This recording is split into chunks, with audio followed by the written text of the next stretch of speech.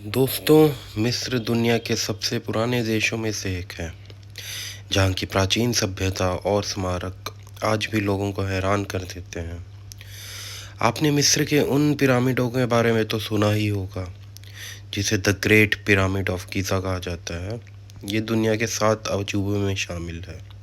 ऐसा माना जाता है कि ये पिरामिड करीब 4000 साल पुराने हैं, लेकिन इससे जुड़े कई रहस्य हैं जिनसे अभी भी पर्दा उठना बाकी है। तो आइए जानते हैं। नंबर 1, गीज़ा के पिरामिड के अंदर कुल कितने तहखाने हैं? इसकी जानकारी आज तक किसी को नहीं मिल पाई है। अभी तक खुदाई में केवल 3 ही तहखाने मिले हैं, और आपको जान के हैरानी होगी, इसमें एक राजा का तहखाना, रानी का तहखाना है। हालांकि राजा के तहखाने में ना तो राजा की मम्मी मिली है और ना ही रानी के तहखाने में रानी की मम्मी, जो अभी तक एक राज है। जबकि इस पिरामिड को उनके शवों के संरक्षण के लिए ही बनाया गया था, ऐसा माना जाता है। अब इसका क्या रहस्य है, ये तो एक खुद ही में रहस्य है। दोस्तों, नंबर 2 रहस्य है ओरायन कोरिलेशन थ्योरी। अगर हम रात में पिरामिड को देखते हैं तो पिरामिड तारों के एक नक्षत्र की तरह बिल्कुल मैच करता है, जिस नक्षत्र का नाम ऑयन बेल्ट है। इस नक्षत्र में 3 तारे हैं और तीनों तारे गीज़ा के पिरामिड से मैच करते हैं। ज़मीन से देखने पर ये तीनों पिरामिड के ऊपर एक तारा एकदम परफेक्ट सीधे रेखा में दिखाई देता है। वैज्ञानिकों का मानना है कि ऐसे परफेक्ट आकृति बनाना तो तारों के साथ मैच कर रहे, ये काम करने के लिए आपको अंतरिक्ष में जाना पड़ता। तो क्या ये मान ले कि इजिप्ट के लोग अंतरिक्ष में जाया करते थे? गीज़ा का पिरामिड इतना परफेक्ट कैसे है कि पूरी धरती के एकदम बीच में है। अगर एक लाइन धरती के ऊपर से नीचे खींची जाए और दाएं से बाएं खींची जाए तो ठीक उसी जगह पिरामिड है।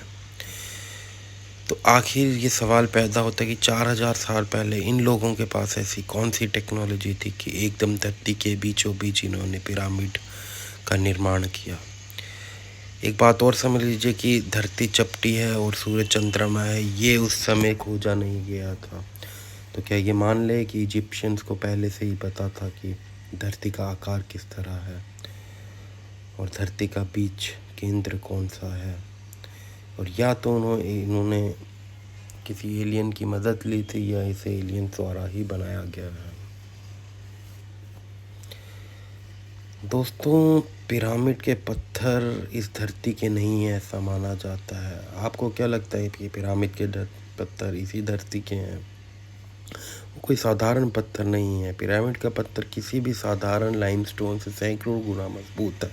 इसका प्रूफ आप देख सकते हैं कि वो आज तक एक ही जगह स्थायी हैं। दुनिया में इस तरीके के दूसरे पत्थर काफ़ी खोजे गए हैं, मगर पूरी धरती पे इस तरीके का पत्थर एग्जैक्टली अभी तक नहीं मिल पाया है। इसलिए कहते हैं कि पिरामिड का पत्थर किसी दूसरे ग्रह से आया है। मैं बता दूं, ताजमहल और अन्य स्मारकों के पत्थर भी आज के समय में काले पड़ रहे हैं, लेकिन वो यहीं पाए जाते हैं। लेकिन इजिप्ट का पत्थर कहाँ से आया नहीं मालूम। द ग्रेट स्फिंक्स का रहस्य, जितना रहस्य पिरामिड में उतना ही रहस्य पिरामिड में मौजूद द ग्रेट स्फिंक्स का है। इस मूर्ति का चेहरा न तो इंसान का है और ना ही इसका चेहरा किसी जानवर से मिला जाता है। इस मूर्ति का चेहरा तो इंसान का है, मगर शरीर शेर का है। इसकी ऊंचाई की बात करें तो लगभग 20 मीटर और चौड़ाई लगभग 73 से 75 मीटर लंबी है। आपको ये बात जानकर हैरानी होगी इस पिरामिड कि इस पत्थर के टुकड़ों से नहीं बनाया गया, जबकि एक ही पत्थर को तराश कर काट कर इसे बनाया गया है। माना जाता है कि पुराने इजिप्शियंस इसकी पूजा किया करते थे। ये जो है इनके देवताओं के शरीर और उनकी रूह की रक्षा करने के लिए बनाया गया था। दोस्तों, पिरामिड को पूरे तरीके से समझना अभी तक संभव नहीं हो पाया है। आप मेरी विचारधारा की बात करें, हम जैसे-जैसे पिरामिड को समझते जाएँगे, हमारे सामने नए रहस्य आते जाएँगे। अगर हम किसी भी तरीके से ये मान लें कि चलो पिरामिड इजिप्ट के लोगों ने ही बनाया है, मगर क्या आपको ये बात थोड़ी भी गले के नीचे उतरती है कि इस टेक्नोलॉजी उनके पास कहाँ से आई? उन्होंने ऐसी पिरामिड को कैसे बना लिया है, जिसका बनना आज के टाइम में भी इतनी परफेक्शन के साथ संभव नहीं है। जिसे इतना परफेक्ट बनाया गया आज के समय में, जो जिसे बनने में काफ़ी समय लगेगा। हो ना हो, ये एलियंस का ही काम है।